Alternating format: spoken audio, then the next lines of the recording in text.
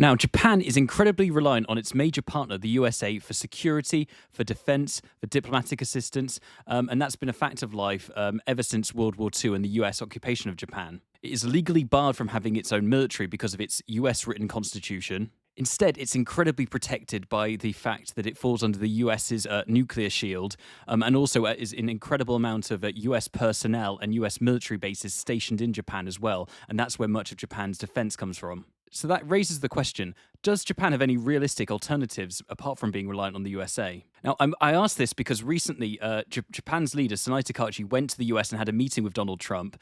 And in return for pledging billions of dollars in investment, Japan was able to avoid having to involve its ships and get involved in Iran and the Strait of Hormuz, which at the time I argued was sort of a diplomatic win, a big win for Japan, because realistically, I'm not sure what else they could have done to keep their biggest partner happy and on side, short of getting involved. And also that deal kept them completely out of Iran, which is a big positive. However, some critics of the meeting would say Sanae Takaichi was kind of humiliated. Donald Trump made a Pearl Harbor joke when she was there, and she had to pledge billions of dollars just to keep herself out of a war that you could say that Japan really has no interest in being in anyway. Why would it even be on the table if not for their reliance on the USA and the alliance they have with them? And that perhaps Japan should be looking to be more sort of self-reliant or look at other options rather than just having to go along and do whatever it takes to keep the USA happy. So what could some other options be? Well, one other option would be the dream that the previous Prime Minister before Sanae Takaichi, Shigeru Ishiba, had, which was sort of an Asian NATO. Now, on the face of it, this sounds like maybe it could be a fairly impressive thing if it could actually work. I mean, say, for example, if you got Japan, South Korea, Taiwan, Indonesia, Thailand, the Philippines, Australia, New Zealand all together. I mean, that makes quite a big block. I mean, you've got more than 500 million people there, and sort of it's an impressive alliance of nations if you combine them all together. However, I think this is some real practical concerns, which is why probably Shigeru Ishiba never really got very far with this.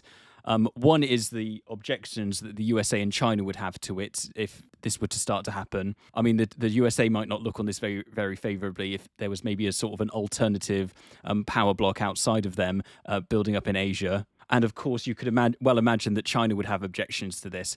Now, the problem with this in terms of China is, of course, that many of these countries already have very close links with China, which is sort of a major trade partner for many of them. It's got close ties in terms of things like the Belt and Road Initiative, where they sort of made very close economic links with many countries in Asia. So if China took a really strong objection to this, would they really be able to risk that existing partnership they have with sort of a major partner, a sort of a great power as well, and all that trade money that they currently have and the close relationship they have with China for sort of an alliance that they're just now beginning to form and hasn't shown them any tangible benefits yet? Would they really throw away an already existing fruitful relationship with China just to chase this Asian NATO dream? Another major problem with an Asian NATO is, of course, distance. Now, NATO might work in terms of Europe when you've got lots of countries right next to each other with, lots of shared history, close demographics, trade, long-standing ties, and the countries, as I say, they're in Europe, they're right next to each other. That might be fine for the EU/NATO, but then when you're talking about these countries that are forming this new alliance and there's a great deal of distance between them, they've got different demographics, economics, religions, different priorities, economic interests. It's a lot more difficult to couple that together than in, say, Europe, where, as I say, the countries are very similar, have long history, and are right next to each other and already have established ties. Thirdly, there's the Taiwan question. Now, I listed Taiwan as one of the countries that potentially might get involved in an Asian NATO, but immediately that causes a major problem because you can imagine that China, it's been speculated that they might be planning at some point to make a military move towards Taiwan. And so if you include them, I mean, most of these countries are named that might be joining an Asian NATO. I mean, for the most part, they've known decades of peace. Are they really going to throw all that away and risk immediately going into, after forming this alliance, some sort of conflict with China for Taiwan's sake? It's hard to imagine that you jump in to immediately take that risk when forming a new alliance. But then again, if you leave Taiwan out and sidestep them. It's sort of like when the League of Nations failed to sort of stand up when it came to Manchuria and Japan. If you immediately at the first hurdle, the first difficulty, you sidestep Taiwan to avoid problems, it sort of suggests that this alliance isn't really worth much or isn't very strong and doesn't have much confidence if they're just going to sidestep the Taiwan question. So it suggests that maybe it's not the strongest alliance to begin with if they're not willing to take that risk. So sort of a catch-22 really when it comes to Taiwan. And finally, the nuclear question, which is despite the sort of, as I say, the big population block, the economy, and potential power of all these groupings of countries, not a single one of the countries I named has their own independent nuclear deterrent. So that's a major problem for like a security military alliance if it's going to be effective. However, what if you replaced one great power in the USA in another? What if Japan, as an alternative, looked to be more closely aligned with China? Well, that's very difficult due to sort of historic and current day tensions with China. Obviously, there's the World War II legacy and sort of the historical animosity between Japan and China, which would have to be, if they're going to have a close alliance, dealt with. There's also the fact that China would perhaps take issue, as South Korea has in the past, with Japan's what they would call historical revisionism when it comes to events like Nanking during the events prior to World War II. There's the treatment of World War II in Japanese textbooks that they might possibly take issue with. And there's the things like the Shinto religion when it comes to the World War II shrine, which has been visited controversially in the past by Japan's current leader, Sanae Takaichi. All of these might have to be dealt with and major concessions possibly made by Japan to keep China happy in that respect, which would be a big climb down domestically. It might be quite unpopular. And of course, there's disputed territory like the Senkaku Islands. Those islands could be also a sticking point, and Japan might have to possibly cede entirely the issue to China if they were going to have closer ties long term and have a true partnership. Now, all of these would be major concessions, which would be very unpopular, as I say, domestically. There's also recent comments that Sanae Takaichi made where she said that if China were to make a move towards Taiwan, Japan would consider it an existential threat, which implies that Japan might get involved militarily. They would have to climb down on that massively on that very recent statement that Sanae made, which would be difficult and sort of give way on the Taiwan issue in that respect. As an aside, it's very interesting that Sanae Takaichi made those comments.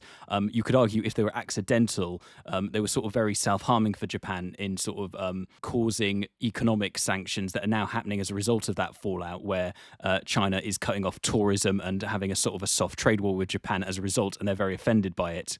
However, on the other hand, you could argue that maybe if Sanae Takaichi did anticipate the reaction, maybe it was actually kind of well conceived, because perversely, despite the problems it's caused for Japan, it's had major dividends for Sanae Takaichi in that she was able to position herself as sort of a strong leader countering the threat of China, and that won her a major election victory, the biggest victory since post-World War II for any party in Japan. Also, it's given her sort of a bit of a mandate to revise Article 9, the part of the Constitution that says Japan can't have a military, and to justify increased military spending in Japan, which might be necessary in the long term for Japan. And finally, the other major problem with sort of pivoting to China is that currently Japan has no, as I say, legally allowed military, and it doesn't have its own independent nuclear deterrent. And so that would very much cast it as a little bit exposed if it were to leave the USA, and very much would make them in a position of having to be very much the junior partner if they were negotiating some sort of new arrangement with China for their security, economics, diplomatic closer ties going forward. So they would have to look to maybe address those things before dealing with China to put themselves in a greater bargaining position, a greater position of strength, give themselves a better hand to do that. But they'd have to do that while simultaneously moving away and offending the USA, which would be obviously very difficult to pull off. And so incredibly difficult proposition. And finally, arguably another power they could maybe look to have an alliance with as an alternative to the USA is, of course, Russia. Now, that's diplomatically difficult for many reasons. Obviously, Russia's something of a pariah outside of sort of their BRICS arrangement because of the current Ukraine war they're in. And it's pretty similar problems to the prospect of a closer alliance with China, in that there's also very deep historical animosity because of World War II and the tension that existed between the two countries then, and the dispute between the Kuril Islands. And that's a similar thing where Russia is very unwilling to back down on that. And you imagine to have sort of a really close ties and alliance, Japan would have to consider climbing down and maybe even completely conceding the Kuril Islands, which again would be very disastrous and just incredibly unpopular thing to do, to just climb down and concede that to Russia like that. And so while it's all very well to argue that that Sanae Takaichi in her meeting had to sort of eat crow and give over billions to keep the USA happy, you can see in approaching any other potential alliance partner and great power to sort of pivot towards and be closer to, there's almost inevitable humiliations and climb downs and concessions that would have to made to make an alliance with them, whereas they already have this existing arrangement with the USA where they're willing to defend them, but they're not seeking any of these embarrassing concessions like giving up territory or having to revise the way they approach their history and things like that, which would be very domestically unpopular. That's not necessarily the current arrangement with the USA. That's maybe an argument for keeping on with the existing arrangement as well as the obvious difficulty of pivoting away from the USA. Would Japan really be willing to navigate the difficulty of upsetting the USA, having the possible economic backlash? You saw the difficulty when the USA recently imposed tariffs on Japan. Would they be willing to go through that again? Would they face the prospect of the USA being angry and pulling its troops out and withdrawing its bases from Japan and its fleet from the near Japan's waters and sort of withdrawing its nuclear protection? These are very real difficulties Japan would have to make in sort of a transition and moving away and looking away from the USA in that sense. And all of these things, I think, present major hurdles, which make it incredibly difficult. I think all of these things sort of underline why, in my opinion, I think Sanae Takaichi's done what she's done, where she's sort of building up her position by, on the one hand, maintaining good relations with the USA while staying out of Iran, even if it means paying them lots of money and investment just to maintain that good relationship and keep that strong diplomatic security relationship going, while also simultaneously looking to build up her sort of position in terms of the military. And in the future, if it really came down to it, that could also be pivoted towards giving them a better hand, looking to make other arrangements, although I don't know if that's something that's even being considered right now.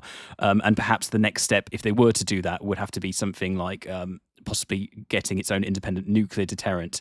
But as I say, I don't know if that's something Japan is looking at right now, or if it's just building up its military to give it a better feeling of protection and strength to project outwards. So in conclusion, I think the approach they're taking now of strengthening their military, and while at least for the moment maintaining this strong relationship with the USA, is absolutely the right one. Just because I think even if they were to look to these other arrangements, I think it would take time and they'd need to be in a sort of a stronger position to do so. But I think realistically, the USA is probably the safest route for the moment for them to provide that sort of, as I say, existing guaranteed security and strong diplomatic relationship.